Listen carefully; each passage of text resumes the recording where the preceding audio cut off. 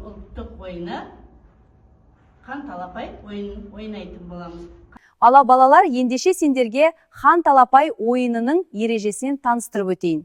Ойынның шарты бойынша ойын 21 асықпен ойнатылады, оның ішінде қызыл түске боялған асықты хан деп атайды. Талапай, ау талапай ойын басталды, хан талапай ортаға қойылған асықты тез жинап алуларың керек.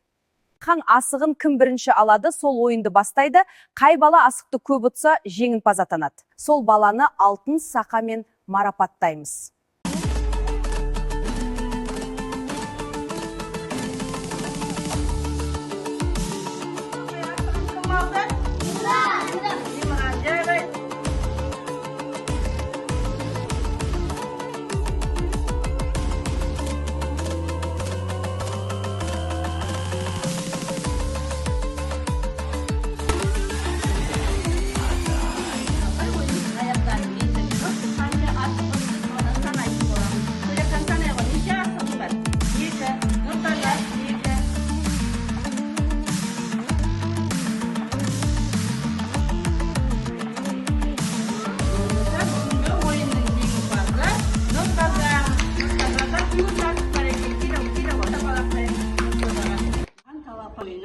Немен ойнайтынын білеміз бе?